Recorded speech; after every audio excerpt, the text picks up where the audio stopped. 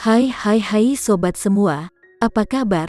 Baik kan? Semoga kalian semua sehat selalu, bahagia selalu dan banyak rezeki. Kali ini Mimin mau melanjutkan cerita dari novel Ternyata Suamiku Penguasa. Semoga cerita ini bisa menghibur kalian semua ya, dan bisa menemani hari-hari kalian semua. Oh iya, jangan lupa bantu like dan komen ya biar Mimin tambah semangat uploadnya. Kalau begitu yuk langsung saja ke ceritanya, cekidot.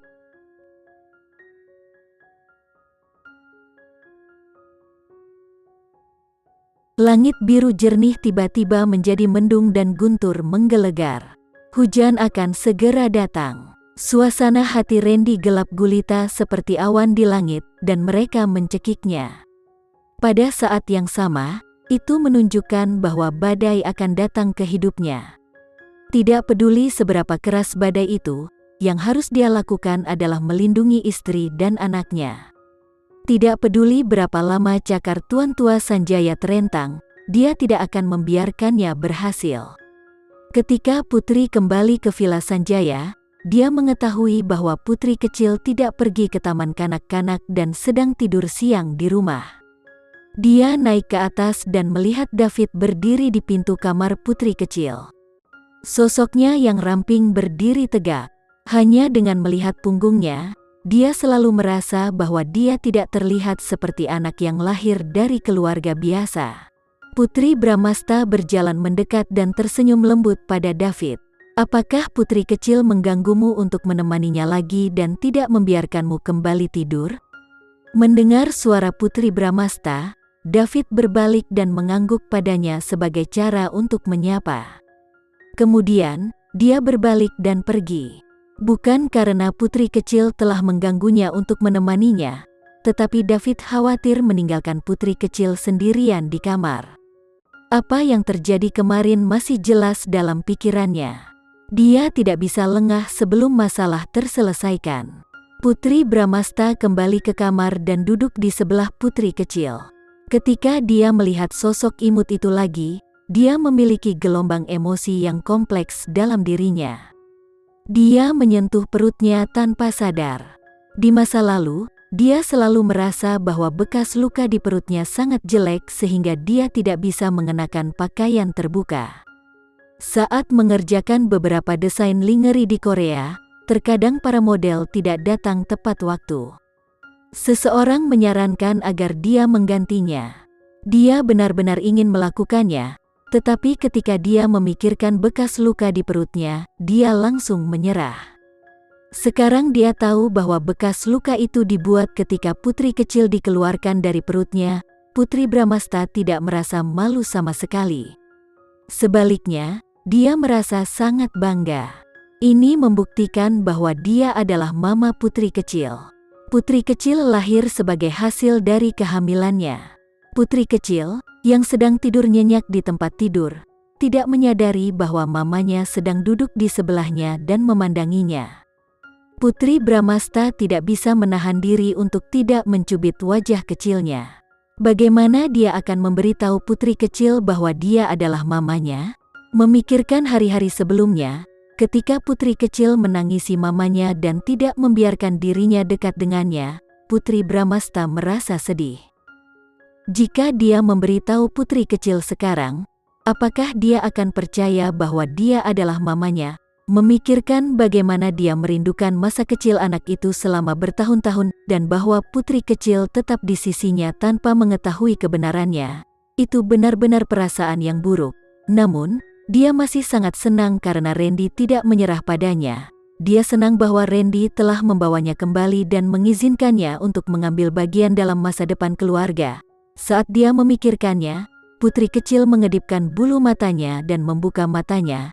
Dilihat dari tampangnya yang menggemaskan namun bingung di wajahnya, dia mungkin belum bangun dengan benar.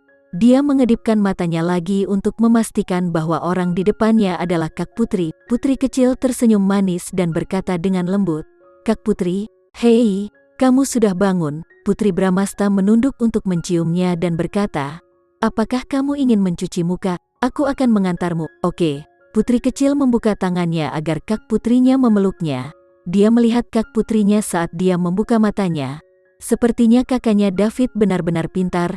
Kakaknya David berkata bahwa dia akan membuat Kak Putri muncul di hadapannya. Dan ketika dia bangun, dia melihat Kak Putri. Putri kecil sangat mengagumi kakaknya David saat ini. Putri kecil sangat narsis. Mempelajarinya dari bibi kecilnya, dia selalu berpikir bahwa dia adalah anak paling lucu di dunia. Ketika Putri Bramasta membantunya mencuci muka, dia membuka matanya lebar-lebar dan melihat dirinya di cermin. Dia sengaja meremas wajahnya. Dia merasa menjadi jauh lebih cantik setelah tidur. Putri Bramasta sepertinya mengerti apa yang dia pikirkan. Dia tertawa terbahak-bahak dan berkata, "Bukankah kamu anak yang paling cantik dan terindah yang pernah ada?" "Yah, kakak sama cantiknya denganku." Putri kecil memandang Kak Putri dari cermin.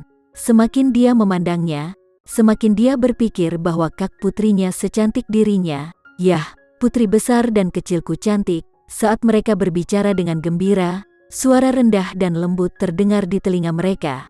Ketika dia tiba-tiba mendengar Randy berkata, "Putri besarku." Wajah Putri Bramasta memerah. "Siapa yang kau panggil putri besarmu?" Randy berjalan mendekat dan memegang tangannya, yang memiliki cincin kawin. "Aku sudah menangkapmu. Siapa kamu kalau bukan putri besarku? Kita berdua putri papa." Putri kecil mengangguk, menunjukkan kepuasannya. "Yah, putri kecilku tetap yang paling bijaksana." Randy memeluk putri kecil dari Putri Bramasta dan memberinya ciuman. "Apakah kamu merindukanku?" "Ya, aku sangat merindukan papa sampai gigiku sakit." Putri kecil berkata dengan lembut sambil menyentuh gigi depannya yang kecil. "Lihat, papa." "Oke, biarkan aku melihatnya." Randy menatapnya dengan hati-hati dan pura-pura terkejut. "Putri kecil, gigimu tidak sakit karena kamu merindukanku.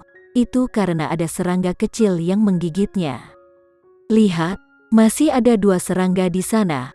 "Papa, aku tidak ingin serangga itu menggigitku." Mendengar bahwa giginya digigit serangga, putri kecil sangat terkejut sehingga dia ingin menangis, tetapi dia merasa malu jika menangis di depan Kak Putrinya. Wajah kecilnya merah, dan air mata kristal mengalir di matanya. Randy sering menggoda putri kecil seperti ini, dan dia akan tertipu setiap saat. Dia selalu harus menghabiskan waktu dan energi untuk membujuknya setelah itu. Namun, dengan Putri Bramasta di sini hari ini, bagaimana dia bisa mentolerir dia menggertak putrinya? Dia meraih putri kecil dan memelototi Randy. "Jangan ganggu putriku." Guntur bisa terdengar dari waktu ke waktu. Hujan deras datang seperti yang diharapkan, dan suara hujan sepertinya menjadi satu-satunya yang didengar semua orang. Namun, di Villa Sanjaya, suasana hati orang-orang tidak terpengaruh oleh cuaca sama sekali. Mereka bertiga begitu hangat bersama. Putri Bramasta tiba-tiba berkata, "Jangan ganggu putriku," dengan sangat alami.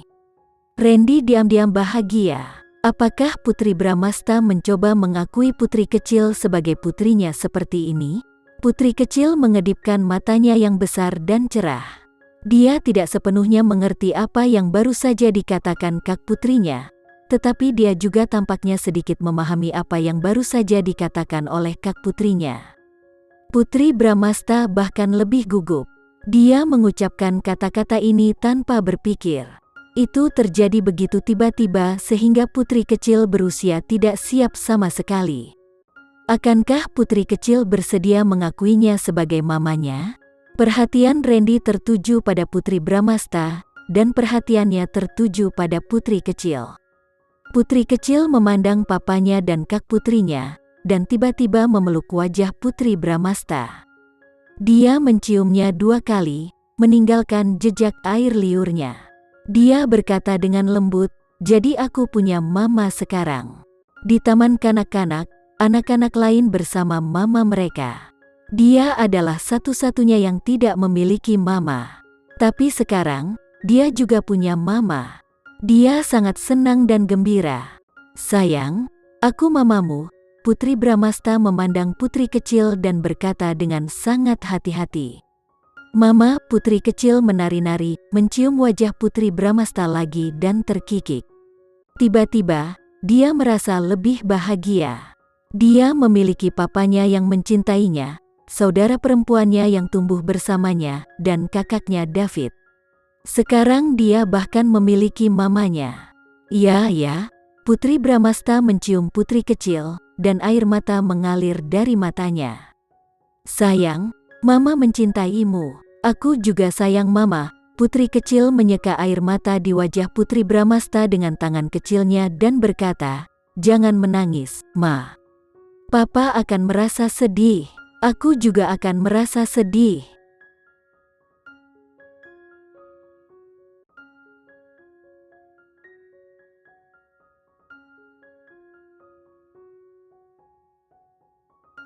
Sekian dulu ya cerita kali ini, kita lanjutkan lagi ceritanya di lain waktu.